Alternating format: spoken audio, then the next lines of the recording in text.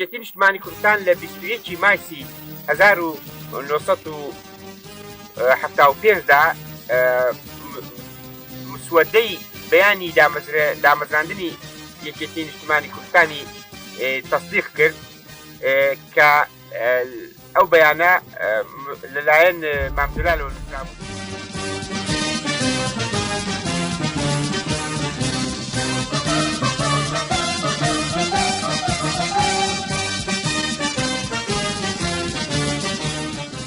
چلو حەوت ساڵ تەمەن چی بە یەکێتی و یەکێتیەکان بەخشیوە؟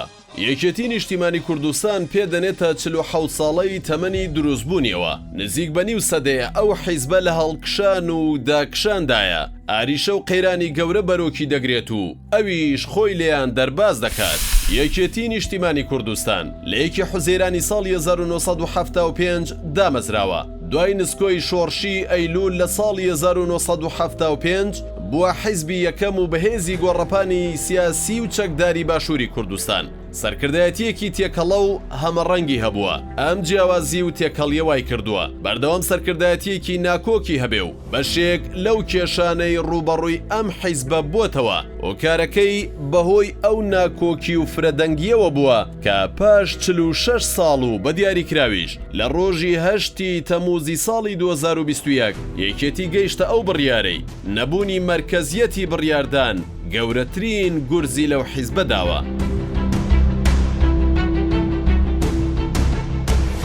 یەکەم کۆبوونەوەی فەرمی بۆ دامەزراندنی یەکێتی لە 22 ئایاری ساڵی 1975 لە ناوەڕاستی شاری دیمەشق و لە قاوەخانەیەکدا بووە. کاتیایدا 4 لە سەرکردەکانی ئەو حیزبە ئامادە بوون، ئەوانیش هەریەک لە مام جەلال و فواد مەعسووم و عەبدوڕەزاق فەیلی و عادل موراد بوون. یەکێتی لە دیمەشق بەیاننامەی دامەزراندنی نووسرا لە ئەوروپا نەوشیروان مستەفا و کەمال فواد بەیاننامەی ئەوروپای یەکێتیان بڵاو کردەوە. بەوەش یەکێتی بووە یەکەم جوڵانەوەی چەکداری سیاسی دوای نسکۆی ئەیلول.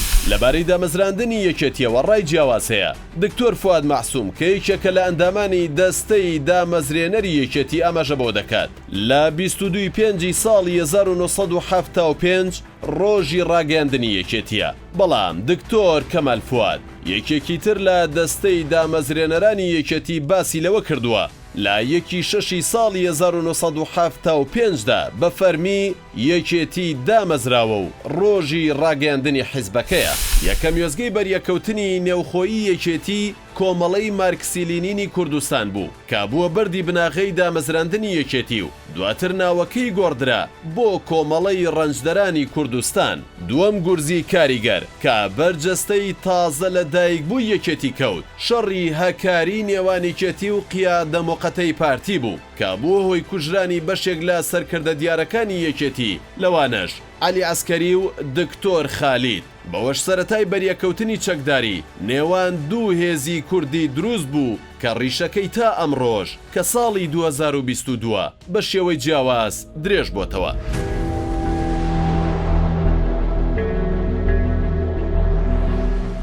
یەکێتی کۆکراوەی چەند ئاڕاستە و باڵێکی جیاواز بوو، باڵی بزوتنەوەی سۆسیالیست. دوای کەمتر لە 3 ساڵ و پاش کارەساتی هەکاری لە یەکێتی جیابوونەوە تەنها گروپێکی بچووکی بزوتنەوە بە سەرکردایەتی عومەر دەبابە لە ناو یەکێتیدا مابوونەوە. دواتر هەندێک لە سەرکردەکانی چوونە شاخ و لەگەڵ خەتی گشتی ناو یەکێتی یەکیان گرت و لە 26 ئابی ساڵی 1982 یەکێتی شۆڕشگەڕانی کوردستانیان پێکێنا. ساڵی 1984 لە مێژووی خەباتی یەکێتی و وێزگەی یەکلایکەرەوە و جیاواز بوو، ئەویش بەهۆیەوەی لەگەڵ ڕژێمەکەی سەدام حوسێن کەوتە دانوستانەوە و خودی مام جەلال و نەوشیروان مستەفا بەشداریان لە دانوستانەکاندا کردو. بۆ ماوەیەک شەڕی نێوان یەکێتی و حکوومەت ڕاگیرە. لە کۆنگرەی یەکەمی یەکێتیدا 800 کەس بەشدار بوون و کۆنگرەکە ماوەیەکی زۆری خایان کە ئەوەش ئاماژە بوو بۆ بوونی کێشەی ناوخۆیی. لە کۆنگرەی یەکەمی یەکێتیدا 17 کەس بۆ ئەنجومەنی سەرکردایەتی هەڵبژێردران و دواتریش بەهۆی یەکگرتنی یەکێتی لەگەڵ ئاڵای شۆڕش و بەشێک لە بزوتنەوەی سۆسیالیست دا ئەندامی دیکە بۆ ئەنجومەنی سەرکردایەتی یەکێتی زیاد کران. بەوەش جەستەی یەکێتی بە کۆمەڵێک ئاڕاستەی سیاسی و سەربازی دیکە بەهێزکراو لەو کاتەوە کۆتایی بە فرەلایەنی لە نێو یەکێتی بە شێوەی ئاشکرا هێنرا. یەکێتی لە دوای ڕاپەڕینی باشووری کوردستان لەگەڵ هێزە سیاسی ڕکابەرەکانی دیکە کەوتە ململانەیەکی توندی چەکداریەوە و بەهۆیەوە بەشێک لە شەهیدەکانی مێژووی یەکێتی بۆ ئەو سەردەمە دەگەڕێتەوە کە لەگەڵ هەر یەکە لە پارتی دیموکراتی کوردستان، پارتی کرێکارانی کوردستان و بزوتنەوەی ئیسلامی و چەکدارانی ئەنسارول ئیسلام شەڕ و پێکدادانی چەکداریان هەبوو. بەڕای چاودێرانی سیاسی جیابوونەوەی نەوشیروان مستەفا و ژمارەیەک لە سەرکردە دیارەکانی یەکێتی لەو حیزبە و دروستکردنی بزوتنەوەی گۆڕان یەکێک بوو لە گورزە کاریگەرەکان کە بەرجەستەی یەکێتی کەوت. هەرچەندە یەکێتی لەسەر ئاستی هەڵبژاردن باجی ئەو جیابوونەوەییدا، بەڵام لەسەر ئاستی دەسەڵات لە زۆنی سەوز توانی پارێزگاری لە هەژمونی خۆی لە ڕووی سەربازی، سیاسی و ئابووریەوە بکات. هەرچەند کورسیەکانی لە پەرلەمانی کوردستان پاشەکشەی کرد، بەڵام لەلایەنەکانی دیکەوە وەک خۆی مایەوە.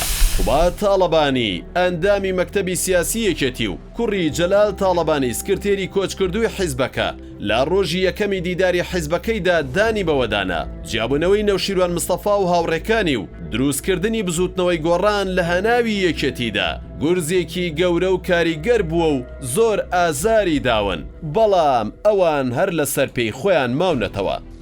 خوا لێ خۆش بوو کاک نەوشیروان کە شخصی دووهەمی یەکێتی بوو، کەسێکی کاریگەر بوو، کەسێکی خاوەن کاریزمە بوو، کەسێکی خاوەن وەزن بوو.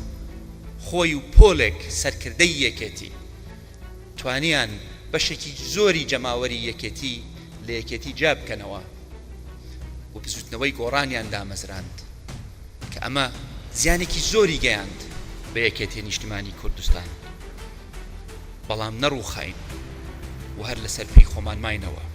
لە دوایین کۆنگرە یەکێتی پاش کۆچی دوای مام جەلال لەسەر پۆستی کەسی یەکەمی حیزبەکە و گفتوگۆ و جەدەلێکی گەورە دروست بوو. هەموو یەکێتیەکان کۆک بوون لەسەرەوەی نازناوی سکرتێری یەکێتی نەدەن بە هیچ کەس و ئەو نازناوە لەگەڵ کۆچی دوایی مام جەلال لە ناو یەکێتی کۆتایی پێبێت. ئەمەش وەک وەفایەک بۆ خەبات و ماندووبوونی مام جەلال. سەرنجام یەکێتی کۆتایی بە مشتومڕی شێوازی بەڕێوەبردننی خۆی هێنا و لە ڕێگەی دانانی سیستمی هاوسەرۆکاتیەوە کە یەکێکیان لاهور شێخ جەنگی و ئەوی دیکەیان بافڵ تاڵەبانی بوو. بەڕێوەبردننی ئەو حیزبە بە سیستمی هاوسەرۆکایەتی سپێردرا، بەڵام ساڵی ڕابردوو بە دیاریکراویش ڕۆژی 8 تەمموزی ساڵی 2021 یەکێتی شڵەژانێکی بەهێزی بەخۆ بینی دووچاری زەمین لەرزەیەکی تون بۆوە، چونکە لەسەر ئەرزی واقع کۆتایی بە سیستمی هاوسەرۆکایەتی لە نێو یەکێتی داهێنرا و سەرجەم دەسەڵاتەکان چووە بەردەست بافڵ تاڵەبانی. دوای دەمانگی تەواو لە دیداری گشتی حیزبەکەدا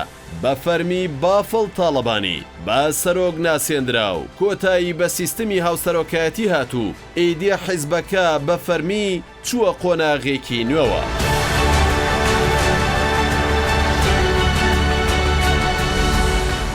یەکێتی لە ماوەی یەک ساڵی ڕابردوودا بە چەندین قۆناغی گۆڕانکاری نێوخۆی و دەرەکیدا تێپەڕیوە، هەندێکی بەسوود بۆ یەکێتی شکاوەتەوە، بە تایبەت دوایین هەڵبژاردننی پەرلەمانی عێراق کە یەکێتی سەرەڕای ناکۆکیەکان توانی ژمارەی کورسیەکانی خۆی لە پەرلەمانی عێراق بەجێگیری بهێڵێتەوە. هەروەها لەو پێشاتە نوێی لەسەر پرسی سەرۆکۆمار دروست بوو، یەکێتی توانی سوور بێت لە سەرهێشتنەوەی کاندیدەکەی خۆی کە بەرهەم ساڵح بوو بەرامبەر فشارەکانی پارتی بۆ گۆڕینی ئەو کاندیدا. تەنانەت دۆخەکە ئێستا بە شێوەیەکە یەکێتی بۆتە دیفاکتۆیەک بۆ پێکهێنان یان پێکنەهێنانی حکوومەتی نوێی عێراق. بەڵام کەم نین ئەو کێشانەی لە ماوەی یەک ساڵی ڕابردوودا سەریان هەڵداوە کە دیارترینیان پرسی داهاتی سنووری پارێزگای سلێمانی و کێشەی بەڕێوەبردن و ئیدارەدان لەو سنوورە کە بۆ هەموو ئەو کێشە و گرفتانە یەکێتی بە بەرپرسیاری یەکەم و کۆتایی دەزاندرێت. یەکێتی ئێستا کە سەرقاڵی ئەنجامدانی دیداری گشتی خۆیەتی و